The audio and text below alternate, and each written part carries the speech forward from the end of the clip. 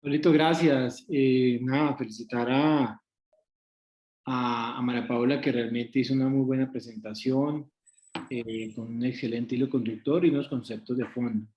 Entonces, nada, por ahora felicitarla. Ya en el taller profundizaremos un poquito más con todos. Muchas gracias. Gra- Muchísimas gracias, doctores. Gracias, Jaime. No sé si alguien tenga una apreciación inicial o quiere hacer algún comentario adicional de la presentación de Laura, de María Paula, perdón. Ya te cambié el nombre. Profe Perdomo, el profe Rojas, ¿alguno quisiera intervenir?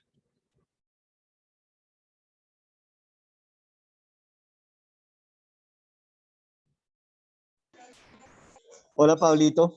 La profe. No, excelentísima. Aquí estaba conversando con mi residente, que la tengo aquí a mi ladito. Excelente esta charla, un resumen impresionante de todas las implicaciones que conlleva el PEP.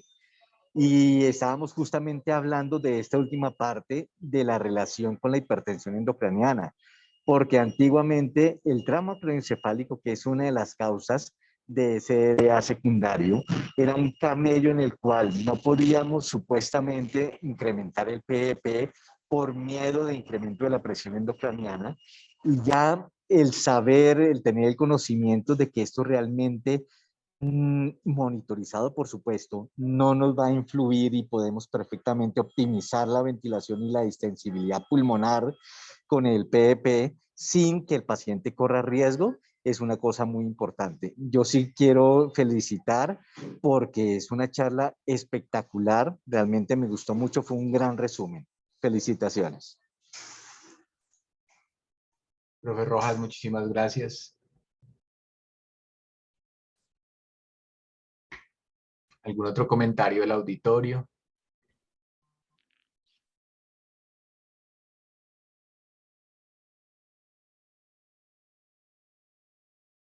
De los compañeros, los recién graduados. Hay hartas personas en el chat hoy.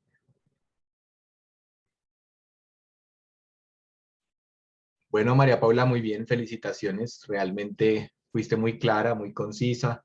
Lograste hacer los ajustes que te solicitamos para que completaras un poco el tema, pero en principio eran ajustes mínimos y creo que los lograste muy bien y entre el tiempo que era muy importante. Entonces, felicitaciones. Si quieres, no sé si tienes las preguntas del taller ahí.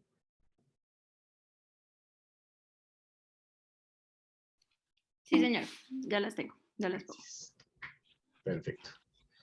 Entonces, pues hicimos tres preguntas. La primera va dirigida a algo que tocó María Paula muy bien, que es el efecto que tiene la presión positiva ya en cuanto a lesiones pulmonares y específicamente cuál es la interacción de la respiración espontánea vigorosa, que es como algo del que se ha venido trabajando recientemente de manera más insistiva y más en pacientes con SRA. Angélica. Buenas tardes a todos. Yo soy Angélica Rodríguez, soy residente de cuidado intensivo de la Universidad del Rosario. Bueno, esta pregunta es un tema de interés para todos y es una pregunta muy bonita. Durante la ventilación mecánica con presión positiva, como bien lo mostró María Paula, pueden generarse múltiples formas de lesión pulmonar que se han intentado mitigar a lo largo del tiempo. Digamos que la ventilación mecánica antes se trataba de ventilar al paciente y ya. Todo tiende en la actualidad a disminuir esta lesión asociada al ventilador. Entonces, como nosotros sabemos o como lo conocíamos anteriormente, lo básico, bolotrauma causado esa lesión por el volumen, por la sobredistensión que causa un volumen tidal alto, el ateretrauma cuando se ventila en volúmenes muy bajos o por debajo de la capacidad residual funcional, que lo que va a hacer es amplificar la tensión pulmonar regional y va a dañar también el surfactante, que se puede prevenir parcialmente pues, con la optimización del PEP. Adicionalmente, la sobredistensión que puede producir las presiones pulmonares elevadas, que puede llevar al barotrauma con fugas de aire y sobredistensión que van además a lesionar el endotelio, el epitelio pulmonar y que van a generar mayor permeabilidad al alvéolo capilar y edema a nivel macroscópico. El biotrauma, que finalmente pues toda esta lesión epitelial, endotelial va a dar como resultado la translocación de mediadores proinflamatorios y productos bacterianos, lo que va a llevar a un empeoramiento pues de esta inflamación sistémica, además asociado pues al aumento de liberación de radicales libres derivados de oxígeno que va a propagar pues este biotrauma. Y un término un poco más moderno, aparte de estos anteriores, es el ergotrauma, que lo hemos tocado pues en algunas revisiones anteriores, que habla pues acerca del poder mecánico, o sea, no solo las presiones y los volúmenes que suministramos a los pacientes, sino con qué frecuencia los suministramos y que depende adicionalmente de las condiciones particulares del paciente, la patología, la distensibilidad y la resistencia que tenga pues este paciente, que pues que ya lo hemos, digamos, tocado, pero pues que va a estar determinado por el producto de la energía suministrada por cada ciclo respiratorio y la frecuencia pues con el que se suministra, ajustada pues a la capacidad del pulmón para tolerarlo. Y este poder mecánico que va a estar determinado en joules, que por encima se ha demostrado que por encima de 10 a 12 joules, pues va a haber una lesión mecánica mucho mayor. Digamos que esto es en términos generales grande, la lesión que se va a causar directamente por lo que nosotros hacemos, pero todos estos cambios de volumen y de presión van a generar una deformidad en grado variable del citoesqueleto pulmonar, que es algo que se ha estudiado un poco más y son conceptos derivados realmente de la ingeniería de materiales, pero que los hemos aplicado nosotros a la medicina y los hemos aplicado pues al citoesqueleto pulmonar. Entonces, ¿cuáles son estas lesiones? Ya hablándolas puntualmente. Hablamos de estrés, que nos habla de las fuerzas de tensión, que en física esto va a estar determinado por la fuerza por unidad de área sobre la cual se aplica. A nivel del pulmón, lo que nosotros vamos a tener es que ese estrés va a ser una respuesta física a la distribución de la fuerza sobre el pulmón. Esa fuerza que va a producir en los que los pulmones pues se vacíen o se llenen, va a ser o va a estar determinada por el cambio en la presión transpulmonar.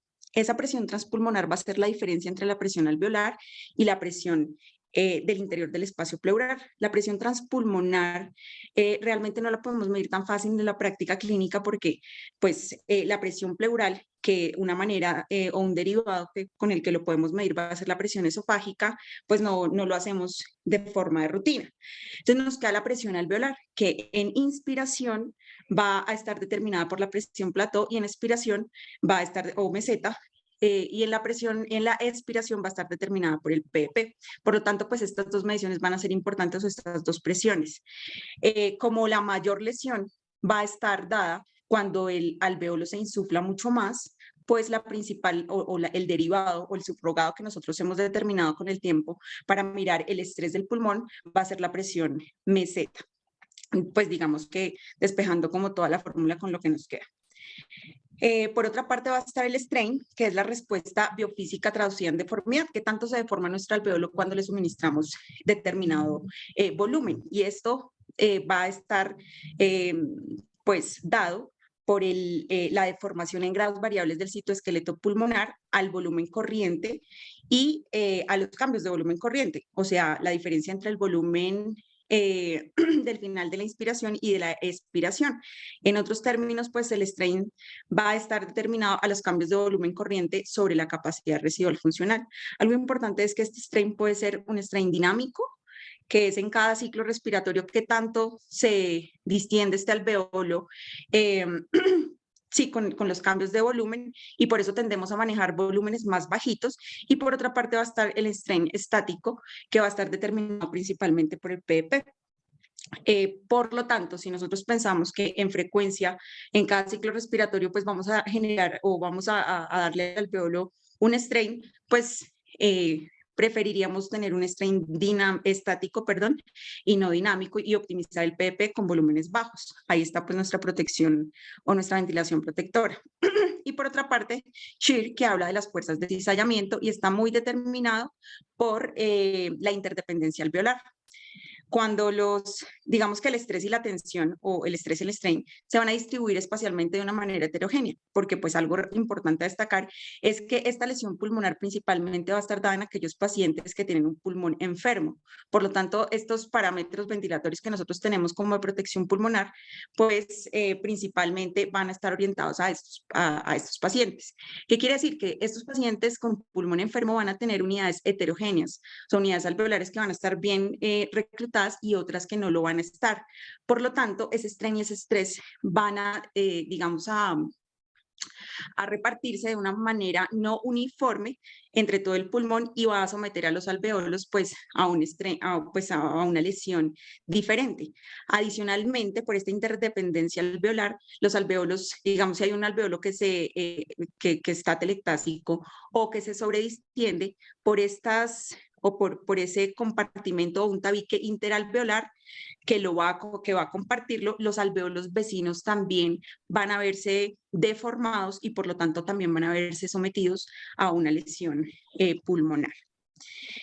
Eso pues digamos en cuanto a la lesión pulmonar. Ahora la segunda parte de la pregunta muy importante y además muy interesante es que ya no solo vemos que nosotros podemos generar una lesión al paciente con los parámetros ventilatorios que nosotros suministramos, sino que adicionalmente en algún momento durante la ventilación mecánica debe comenzar la respiración espontánea del paciente y es ahí donde también nos vemos nosotros enfrentados a otro reto.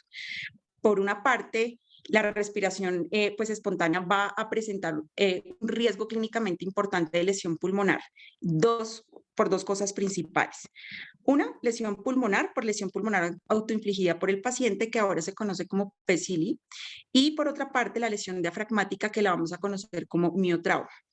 Nosotros quisiéramos tener al paciente en un equilibrio en el que, pues sí, la respiración espontánea debe tratar de minimizar el volumen y la presión transpulmonar para evitar estas lesiones, pero que también tenga un adecuado nivel de esfuerzo respiratorio para que el paciente para que se evite pues la atrofia del diafragma. Entonces, vamos primero con ese PCLI.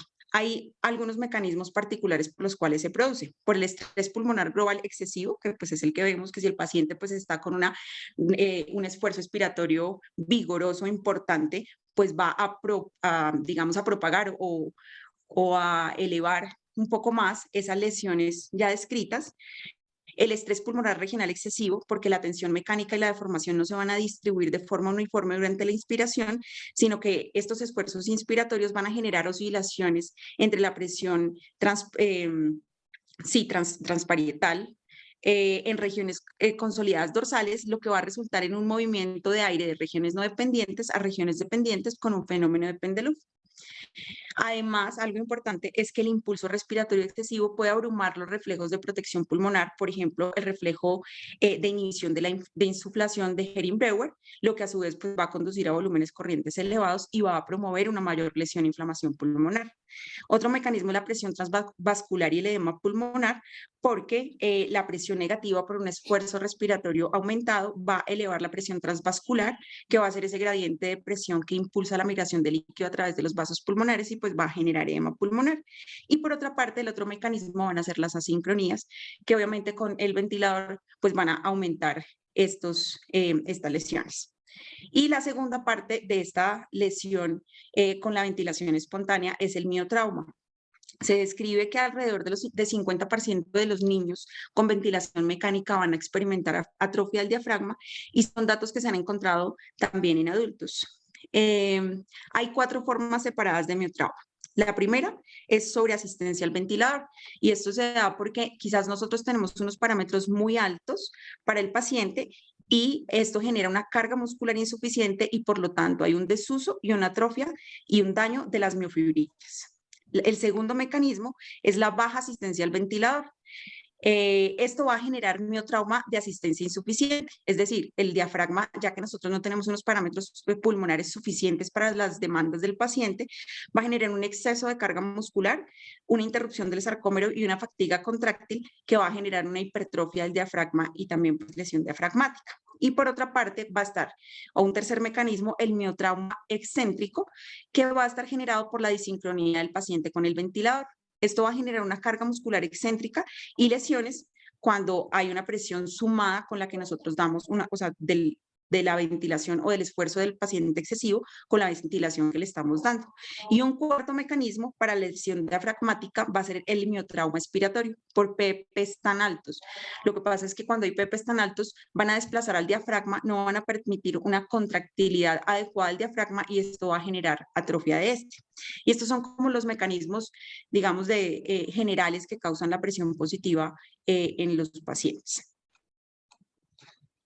Angélica, mil gracias. Muy completa tu revisión. No sé si alguien quiere agregar algo a lo que ya complementó Angélica. Sí, Pablito, yo quería hacer la pregunta a los residentes, y es que si ellos tienen que valorar entre estrés, strain, stretch y cheer, y empecemos por Angélica, si quieres que contestó, ¿cuál creen que sería, digamos, el más, con el cual debemos tener más cuidado y que son los que gobiernan nuestra ventilación mecánica protectora? Pues digamos que todos los mecanismos obviamente son importantes, pero de las lesiones más importantes que nosotros vamos a generar es el strain y por otra parte el estrés dinámico. El strain dinámico, perdón, el estrés y el strain dinámico. Pues por lo que ya anteriormente describí. Digamos que en ese sentido lo que tú dices es muy importante, porque esa capacidad de formación strain, ¿cierto? Puede ser dinámico, puede ser estático. Dinámico claramente es equivalente al volumen corriente cuando tienes un PDP en cero, y el estático pues es el volumen equivalente al PDP. Pero la sumatoria del strain dinámico y del estático te va a dar un strain global que habitualmente cuando existe la sumatoria de ese strain global, una deformación importante celular cercana al 40%, pues se precipita la muerte y el daño de las unidades alveolares. Entonces, ese strain tanto dinámico como estático, en últimas son los que nos van a gobernar esa capacidad, o son los que nos dan esa capacidad de formación, y normalmente cuando un pulmón no excede esa capacidad pulmonar total, va a existir mucho más daño con la deformación dinámica, o sea, con el strain dinámico o volumen corriente, que con el strain estático, que es aplicación de PDP. Ese es el principio final de por qué nosotros preferimos usar volúmenes corrientes bajos y altos PDP. Entonces, de todos esos componentes, o altos PDP o PDP óptimo, el PDP que cada paciente necesita. El punto es que el strain o esa capacidad de formación normalmente va a generar mayor daño el dinámico, el que es dado por el volumen corriente, que el estático, que es el que debe ser dado por el PDP. Por lo tanto, uno esperaría tener habitualmente volúmenes corrientes más bajos y niveles, digamos, o manejar niveles más altos de PDP. Digamos que esa sería la respuesta y era lo que tú mencionabas. Muchas gracias. Jaime, muchísimas gracias. ¿Alguno tiene alguna otra apreciación a esta pregunta o algún comentario adicional que no se haya mencionado? Bueno, pues este es un punto muy interesante el que tenemos todavía que hacer mucha investigación. En principio entendemos que cuando se suma la presión positiva con la presión del paciente, pues el strain pulmonar total va a ser más alto. Sin embargo, entendemos también que en este momento lo que más frecuente hacemos cuando los pulmones están severamente dañados es tratar de evitar que el paciente haga ventilación espontánea. Sin embargo, pues eso también a largo plazo daña otras partes como el diafragma y las atrofias y todo eso. Entonces, probablemente lo que necesitamos hoy en día es mucho más evolución en la monitoría de esta respiración espontánea, de tal manera que la podamos integrar a los cálculos que hacemos con la ventilación con presión positiva y poder finalmente mantener los volúmenes pulmonares en los valores que quisiéramos y poder disminuir un poco la respiración espontánea del paciente con sedantes o con lo que tengamos que usar, o disminuir el ventilador, y por eso tan importante es lo de la medición de las presiones esofágicas, que hoy en día en pediatría todavía usamos muy poco por varias limitantes de distintas categorías. Entonces es una de las áreas de investigación más activas hoy en día en lesión pulmonar, entonces estén muy pendientes porque realmente es una información muy valiosa y muy activa.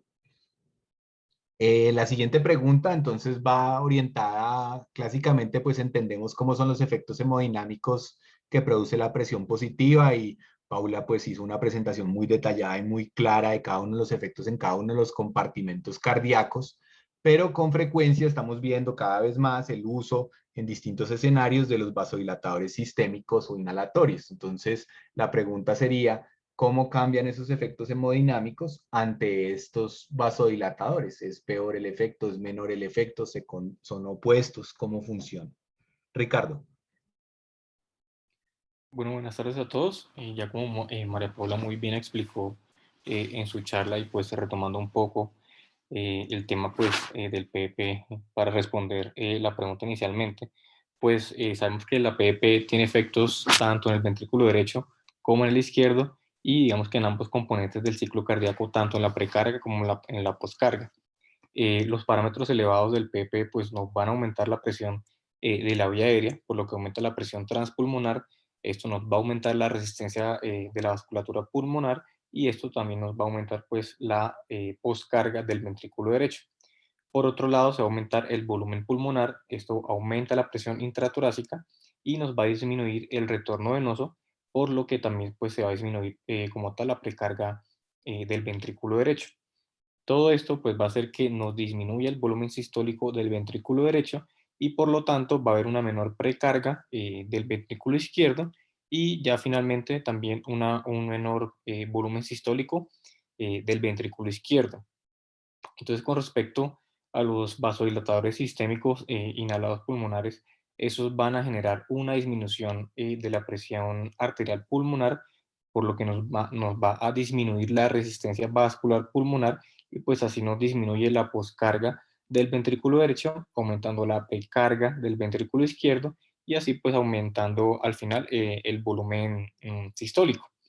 Digamos que el vasodilatador que más se ha pues estudiado es el óxido nítrico, que nos va a provocar una vasodilatación por activación de la guanilato ciclasa y esto nos va a aumentar el GMP cíclico intracelular y teóricamente esto también puede afectar la contractilidad cardíaca, dada la cercanía de las células endoteliales de los capilares coronarios a los cardiomocitos y esto pues conlleva a un aumento de la contractilidad cardíaca por medio de la inhibición de la inducción del GMP cíclico, que cuando se encuentra en bajas concentraciones nos va a inhibir la fosfodiesterasa 3, lo que va a prevenir la hidrólisis de este AMP cíclico y pues nos va a aumentar el AMP cíclico intracelular.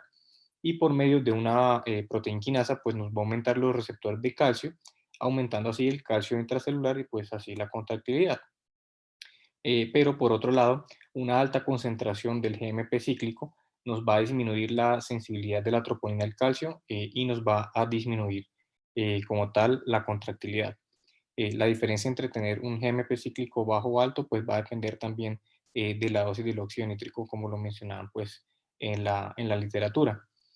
Sin embargo, a esto que acabo de mencionar, en un estudio clásico que se realizó en adultos que fue publicado en el Journal American College of Cardiology, en 11 pacientes con un corazón izquierdo totalmente sano, con una FEBI pues adecuada, más del 70%, les administraron óxido nítrico a 20 partes por millón por 10 minutos y no evidenciaron ningún cambio en las variables como presiones, volúmenes, contractilidad, relajación o la compliance diastólica.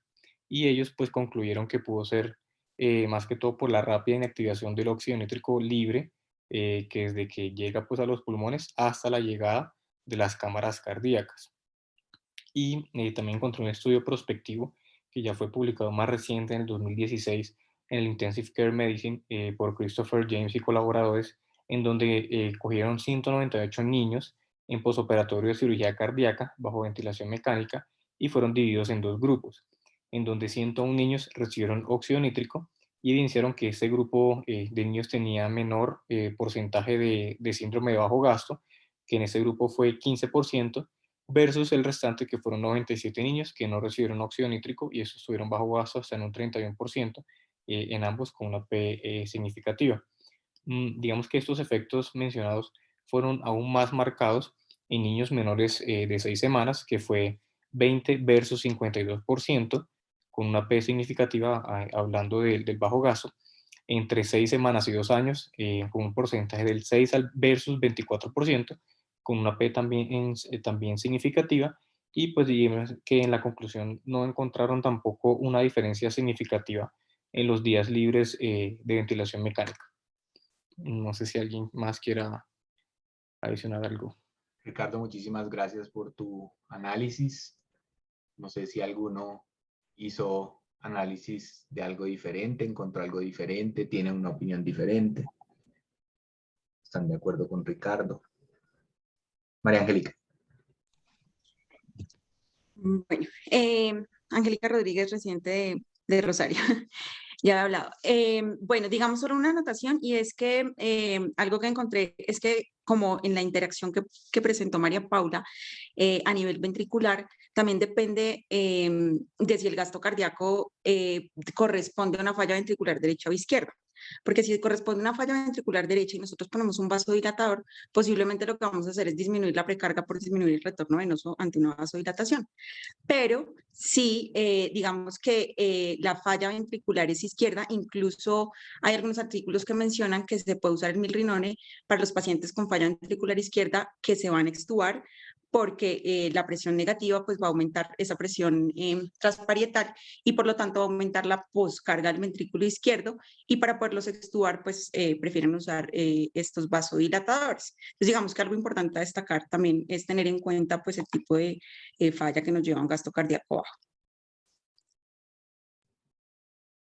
Gracias, María Angélica. ¿Alguno otro encontró alguna otra información o tiene alguna otra opinión?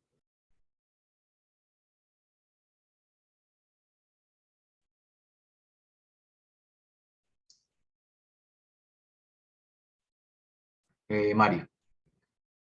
Buenas tardes, profe Mario Andrés Reyes, residente de la Universidad Nacional. Profe, hay unos artículos, pues, son bastante viejitos, que mencionaron unos estudios en perros, donde digamos que intentaban llevarlos a un CRA y luego combinar la estrategia de óxido nítrico con el uso de PEP. Entonces encontraron que, digamos, en la mayoría de estos perritos el óxido nítrico por sí solo no generaba los efectos de vasodilatación que ellos esperaban, pero al sumarlo con el PEP sí.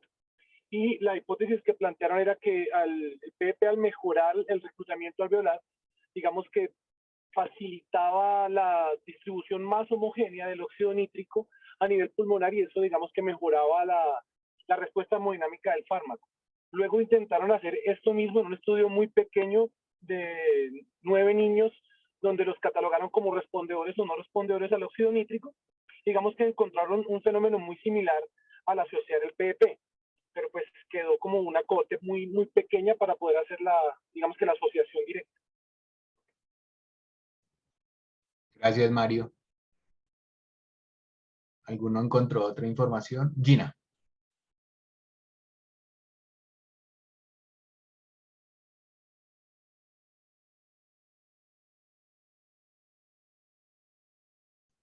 Gina, tienes el micrófono cerrado. Buenas tardes. Sí, ahora sí.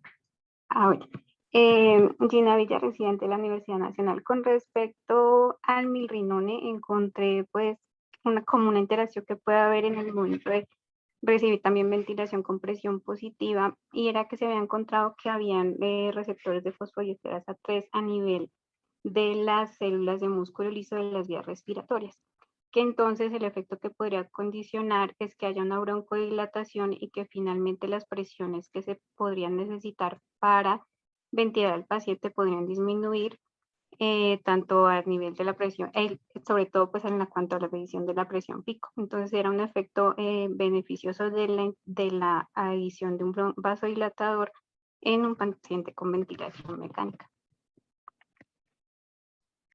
Perfecto, Gina, muchas gracias.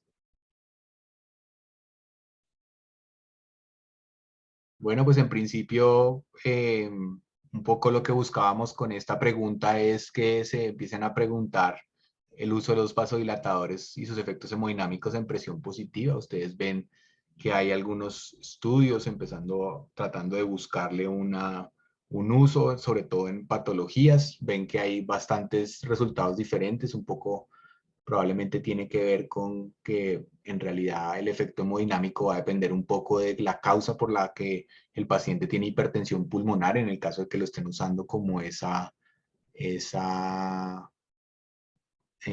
uso, o en el caso de que lo estén usando con otros motivos, como por ejemplo evitar, digamos, una fallo de extubación en un paciente cardiópata, pues dependerá un poco de la causa de la cardiopatía y cuál es el riesgo que tiene versus el beneficio, sobre todo en función ventricular izquierda. El efecto, inclusive, como decía Mario, en algunos estudios han demostrado que depende un poco también de cómo se aplique, depende de varios escenarios. Entonces, pues esto es una cosa que creo que hay que profundizar más, que tenemos que saber más, porque digamos que estamos empezando a ver más uso masivo de vasodilatadores. El doctor Perdomo pregunta en el chat que si alguna vez, o no, ¿cuál es su opinión de usar los nitrovasodilatadores pero intravenosos?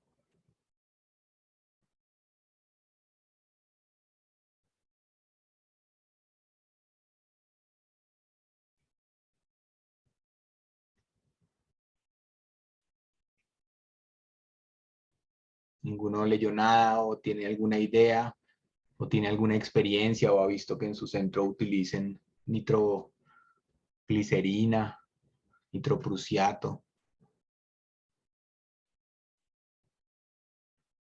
La experiencia de la mayoría son óxido nítrico y milrinol, entonces.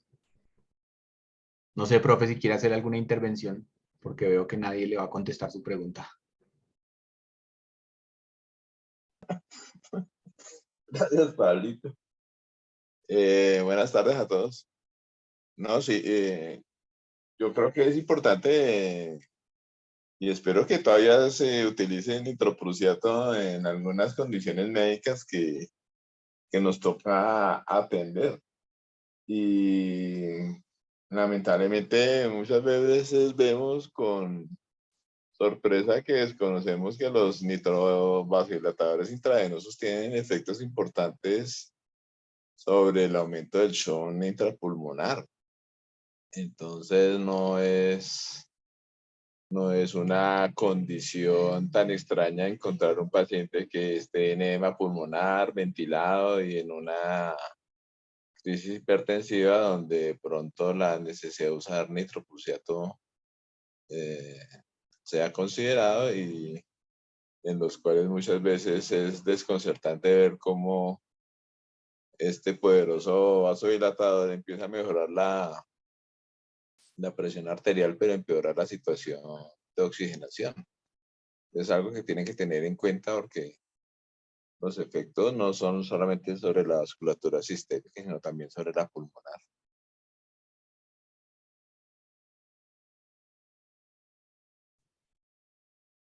Lina levantó la mano, me parece, sí. Hola, buenas tardes. La Lina. Sí. Hola, Pablito. En cuanto a lo que dice el doctor, es súper importante recordar que estos medicamentos sí los usamos mucho en los pacientes que tienen fisiologías univentriculares cuando los vamos a extubar, porque nosotros tenemos que manejar el QPQS y una de las cosas que tenemos que tener en cuenta es que a veces necesitamos vasodilatar estos pacientes sistémicos para tener unos parámetros muy bajos, con un FIO2 muy bajo en los pacientes, sobre todo que tienen izquierdo hipoplásico en el momento que los vamos a extubar.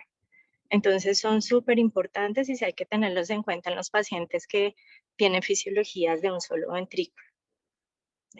Pues nosotros los usamos rutinariamente, yo que hago un poco más de cardio. Perfecto, Lina, mil gracias. Muy buena información, dice el profe Perdomo. Bueno, como ven, digamos que depende también mucho de del paciente particular. Los efectos, igual que como se describen en la presión positiva normal, pues depende un poco también de la condición pulmonar y es importante que eso esté dentro de sus parámetros y no se extrañen que a veces por proteger un ventrículo pues sacrifican la oxigenación o sacrifican la ventilación y deben estar preparados si era lo que estaban esperando, pues poder hacer los ajustes para que no les vaya a tomar por sorpresa. Bueno, finalmente la tercera pregunta va orientada a un tema que también María Paula revisó de forma amplia, pero que está integrada en un concepto que hemos leído varias veces y que se derivó un poco de la información de la presión intracraneana, y es las teorías policompartimentales. Entonces, ¿qué es eso y cómo afecta la presión positiva? pensando un poco en que en algunos escenarios nos toca anticiparnos a ese efecto que se va a generar por algo que no podemos evitar y que deberíamos planear qué hacer al respecto. ¿Quién fue el voluntario? Manos levantadas, no veo.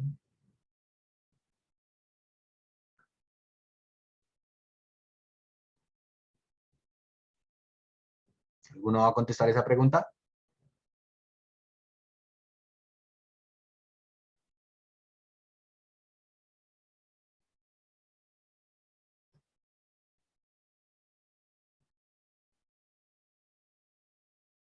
Ricardo o Laura. Ricardo ya habló. Bueno, hola, buenas tardes a todos. Mi nombre es Laura Larcón, residente del programa de cuidado intensivo de La Sabana. Y bueno, de esta pregunta les quería comentar, bueno, primero que... Un segundito acá. Bueno, recordemos entonces que pues el síndrome compartimental se define como esa disfunción pues de órganos o tejidos en un compartimento específico cuando hay un compromiso del flujo sanguíneo. Como ya lo habíamos revisado pues en alguno de los apartados del tema de gastro y demás, pues el cuerpo está dividido en diferentes compartimentos que aunque pues están digamos separados, tienen una relación muy estrecha entre el uno y el otro. Ahora, de esto encontré pues un artículo que era el que les quería compartir, que está publicado en el Intensive Care Medicine, es un poquito viejito, es del 2007, pero que es pues un ensayo experimental. Ellos querían evaluar específicamente qué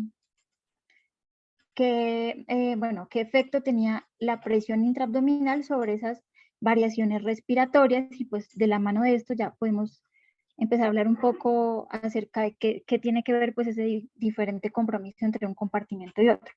Entonces ellos acá, la propuesta del artículo es que hicieron pues un estudio experimental en el que tenían pues unos cerditos sometidos a ventilación mecánica y hacían unas mediciones específicas por medio de un catéter ubicado pues en la arteria pulmonar y un catéter ubicado pues en la cavidad abdominal.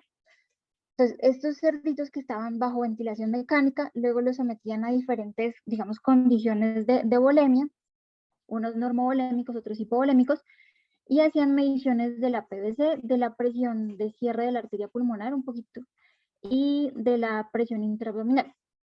La idea era que ellos iban haciendo unos ascensos en la presión intraabdominal desde 5 milímetros de mercurio hasta 30 milímetros de mercurio, y pues valoraban qué pasaba pues con la hemodinamia y de estos cerditos.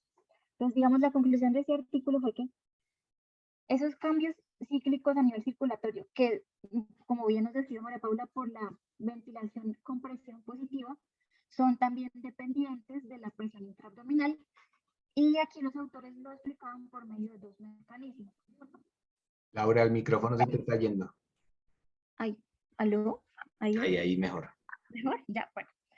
Entonces, ellos lo explicaban por medio de dos mecanismos. El primero, que es la presión intraabdominal. No, otra vez. Te oímos en lo profundo. A ver, ¿aló? Ahí. ¿Mejora? Sí, ahí, no te muevas de ahí. No me muevo.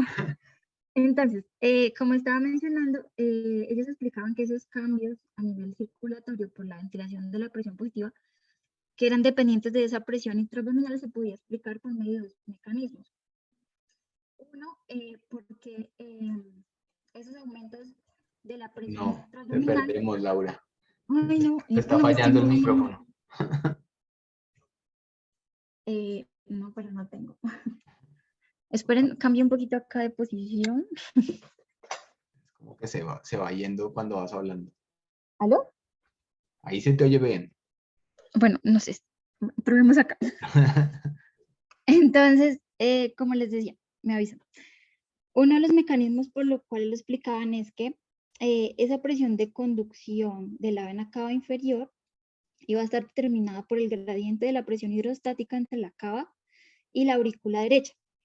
Cuando se aumenta esa presión pleural inducida por esos cambios de la ventilación con presión positiva, va a haber un aumento en la presión en la aurícula derecha. Entonces, si aumenta la presión intraabdominal, va a ir aumentando ese gradiente entre la cava inferior y la presión de la aurícula derecha. Ese gradiente que va a ser pues el determinante para el retorno venoso, entonces va a ser de nuevo esa diferencia entre la presión de la cava inferior y la presión de la aurícula derecha. Ahora bien, entonces cualquier fluctuación que existiera entre la presión pleural pues va a ejercer pues de manera directa sobre la presión pleural, perdón, sobre la presión de la aurícula derecha. Y digamos del segundo mecanismo que ellos explicaban ahí era que ese aumento de la presión intraabdominal era directamente relacionado con los cambios de la presión pleural.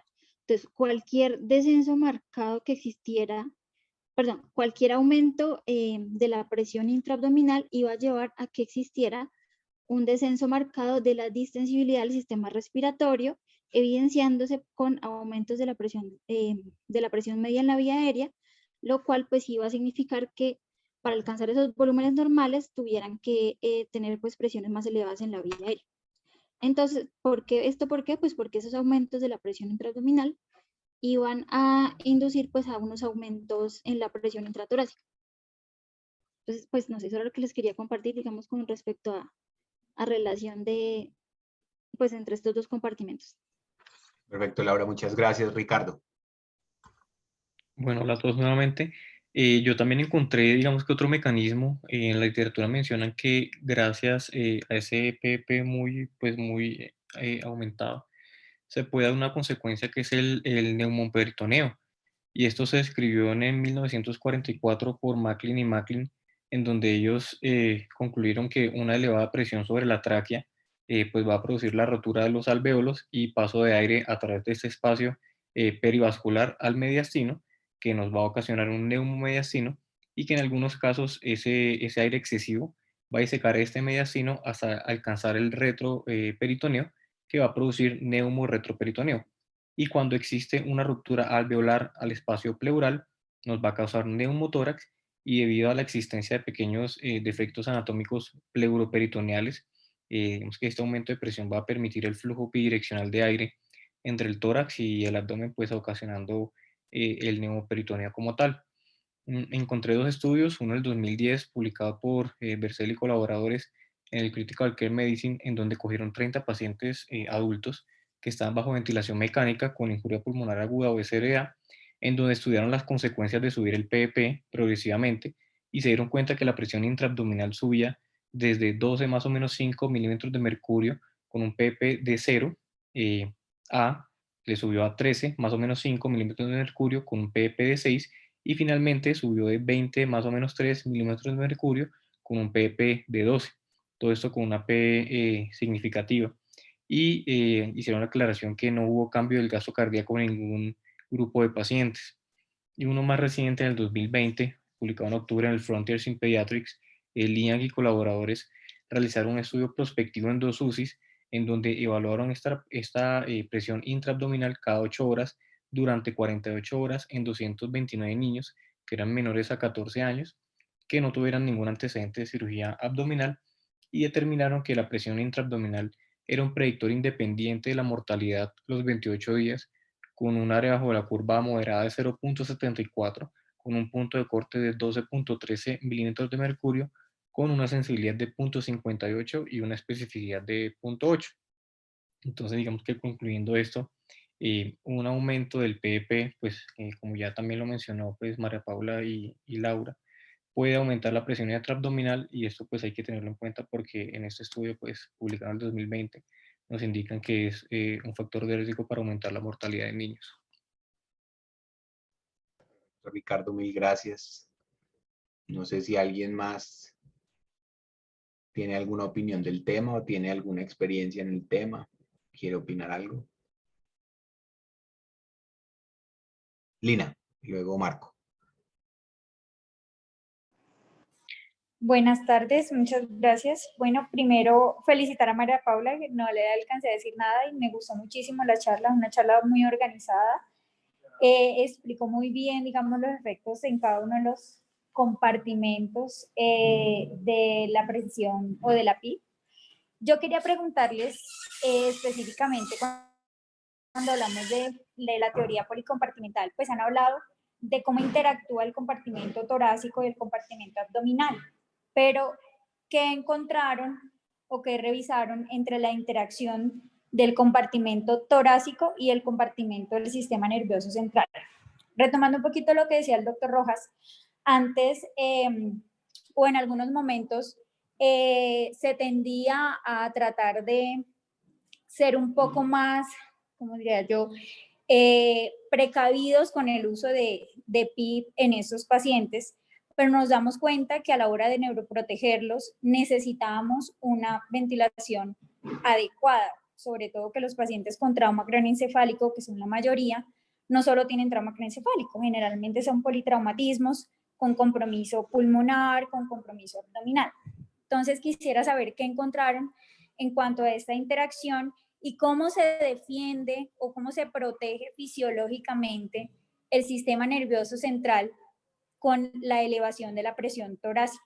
¿Qué encontraron con respecto a eso? Que puede ser pues una de las respuestas, aunque solo es una cosa pequeña, de la respuesta que nosotros deberíamos usar el PIP óptimo, el PIP que el paciente necesite en estos pacientes. ¿Qué encontraron?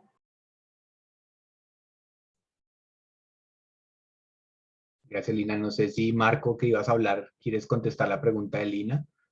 ¿O quieres mencionar algo mientras los demás piensan? Hola, Doc. Pues no, pues sí, quería como que pensar un ratico. Yo lo que quería comentar era que respecto a, o sea, que existen diferentes estudios que han intentado evaluar esa relación existente entre el PIB y la presión intraabdominal y que esos resultados pues son contradictorios, es decir, uno encuentra en la literatura estudios tanto que apoyan ese cambio, esa relación entre el PVP y la PIA, pero, o sea, ninguno de los estudios se atreve a decir como que es realmente algo concluyente, o sea, dice que es un factor que puede contribuir o que impacta los valores, por ejemplo, de la presión intraabdominal. Por ejemplo, digamos que estudios que han mostrado, por ejemplo, lo contrario, una relación pues, negativa. Hay un estudio, por ejemplo, que fue realizado por Susan y colaboradores. Dice que él fue pues como la primera persona en observar los efectos del PVP y esa presión intraabdominal. Y ellos encontraron, por ejemplo, que un aumento del PVP a 15 centímetros de agua no afecta pues realmente la presión intraabdominal, salvo que el paciente tenga un síndrome de hipertensión intraabdominal previamente establecido.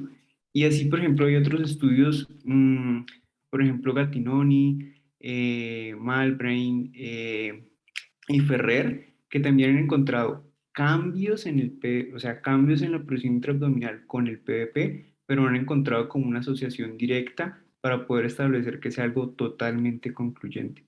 Ese era como el aporte que quería hacer. Muchas gracias, Marco. ¿Alguno tiene ya la respuesta para Lina?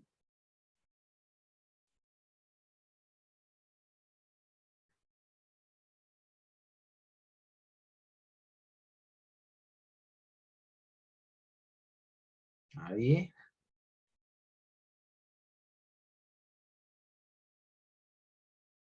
Mario. Profe, buena tarde nuevamente. No sé, yo entendí, digamos, que la teoría policompartimental como, digamos, que diversos espacios que interactúan entre ellos, algo similar a la interdependencia ventricular. Entonces, la gran mayoría de los compartimentos, torácico, abdominal, vascular o cerebral que preguntaba la doctora, digamos que se comportan como estructuras parcial o totalmente colapsables, que van a estar sujetas a los cambios de presión, de volumen a nivel de la pared, lo que es la presión transmural, por ejemplo, de las diferentes estructuras. Entonces, digamos que ese equilibrio entre las presiones de los diferentes compartimentos es lo que permite que haya un flujo uni o bidireccional dependiendo, digamos, de la situación fisiológica en la que se encuentre. Por eso al aumento de la presión intraabdominal, por ejemplo, y el aumento del desplazamiento del diafragma, digamos que va a disminuir la compliance o la distensibilidad pulmonar y eso afecta también las presiones que nosotros vayamos a utilizar en las estrategias ventilatorias. Asimismo pasa en el espacio intravascular y en la presión intracerebral, digamos que lo mencionó María Paula, la presión positiva, digamos que al comprometer el retorno venoso, digamos que va a aumentar la presión intracerebral y comprometer la presión de perfusión cerebral. Entonces entiendo que digamos que hacer un contingente muy limitado para su desplazamiento, lo que principalmente hace es como buscar el desplazamiento hacia abajo para tratar de liberar un poco la presión. No sé si de pronto es el camino. Bueno, eso es cierto. Digamos que por continuidad eso sería lo que pasa. ¿Sí? Cuando nosotros tenemos hipertensión endocraniana, la continuidad entre el seno sagital y el tórax, que va a ser pues como la columna de presión a la que nos va a llevar el aumento de la presión en la aurícula derecha, va a haber una discontinuidad. O sea, así como hay resistores de Starling entre el abdomen y el tórax, hay resistores entre el sistema nervioso central y el tórax. Entonces, ese aumento de la presión va a limitar la transmisión de la presión que vas a tener aumentada o que vamos a tener aumentada en el tórax hacia el sistema nervioso central o hasta el resto del sistema venoso, digamos, arriba en la cabeza. Entonces, esa es una forma fisiológica de la cual, pues, como se defiende el sistema nervioso central con los aumentos de la presión intratorácica, que suceden solo cuando el paciente tiene hipertensión endocraniana, ¿sí? Que eso también me apoya, eso que decía María Paula, que no había relevancia clínica, digamos, cuando nosotros teníamos un paciente con hipertensión endocraniana que le aumentábamos la PIT, ¿sí? Y otra cosa que también tocó ella importante es qué pasa cuando nosotros tenemos alteración o no de la distensibilidad pulmonar con esa transmisión, que finalmente lo que me lleva a mí es a pensar que nosotros debemos usar el PIP que el paciente necesita, tenga o no tenga hipertensión endocraniana. Gracias. Muchas gracias, Lina. Muy interesante la disertación. Entonces, en principio, para ir cerrando, lo importante de la teoría policompartimental es que todos los órganos en los cuales aplica la teoría del contenido y el continente, que son básicamente el abdomen, el pulmón y el cerebro, están íntimamente ligados. En la medida en que ninguno de los tres está enfermo, probablemente anormalidades o aumentos súbitos en uno de los tres, pues no impacten los otros dos. Pero en la medida en que alguno de los tres está enfermo, un aumento en los otros dos va a generar un cambio significativo en la presión del que está enfermo y se va a manifestar. Por eso, en general, ustedes ven que los estudios de la manifestación de la presión intraabdominal en el tórax no son relevantes hasta que la presión intraabdominal está alta.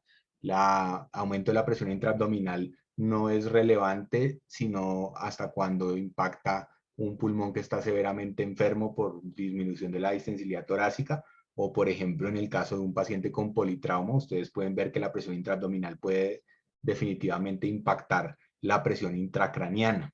¿Listo? Entonces, pues este tema del síndrome policompartimental lo vamos a leer con mucho más detalle cuando hablemos de síndromes con el síndrome compartimental abdominal, pero en principio piensen en la distensibilidad del circuito enfermo y que en ese escenario probablemente los otros dos circuitos, si se generan presiones anormales altas, se van a impactar sobre ese circuito enfermo. Mientras todo el mundo esté sano, todo se dispersa, como estaba explicando muy bien Lina. Entonces, en principio, creo que eso es por ahora. No sé si tienen alguna pregunta o quieren hacer algún aporte final. Y si no, pues damos por terminada la sesión de hoy. Muchas gracias a todos y buena tarde. Nos vemos en 8 días. Pablito. Profe. Sí, yo creo que esta última pregunta ha generado como controversia y siento que hay como falta de información. Como tú sabes, yo siempre he pensado que pues no existe síndrome compartimental abdominal que no comprometa la función respiratoria, y eso lo vemos con absoluta frecuencia que todos los niños con síndrome compartimental abdominal, pues parte de su daño es todo el efecto que tiene sobre la hemodinamia y sobre la función respiratoria. Pero creo que hemos venido ignorando sistemáticamente el efecto del compartimental torácico sobre la presión intraabdominal. Creo que más de una vez me has oído que la medición de la presión intraabdominal debería ser el quinto signo vital de los pacientes críticos y que es momento de que nos motivemos a hacer una evaluación de cómo el impacto de ciertas técnicas de ventilación que se vuelven necesarias, como tener que usar PEPs altos, impactan sobre la presión abdominal. Y en el particular, algo que a mí siempre me ha llamado la atención es que no, o por lo menos yo no he encontrado estudios sobre el efecto de la posición prono sobre la presión intraabdominal y las repercusiones que tiene sobre la función hemodinámica y respiratoria. Entonces espero que cuando nos toque revisar el síndrome compartimental abdominal tengamos como más elementos porque pues todos estos compartimentos están interconectados unos con otros. O sea, esto que deberíamos manejar perfectamente, que es la interacción corazón-pulmón, no es solamente interacción corazón-pulmón, sino interacción corazón-pericardio-pulmón, pleura, presión abdominal, muchas cosas. Entonces, para dejar esa inquietud en el grupo de los residentes para que tratemos de buscar más información con respecto a este tema que para mí es bastante importante, porque creo que a veces actuamos en compartimental cuando las cosas ya son demasiado evidentes y siento que muchos pacientes se beneficiarían si las intervenciones se hicieran mucho más tempranamente. Profe, muchísimas gracias. Entonces les queda de tarea profundizar en el tema y lo volveremos a revisar cuando hablemos de hipertensión abdominal en otro de nuestros seminarios. Bueno, muchísimas gracias a todos. Es todo por hoy.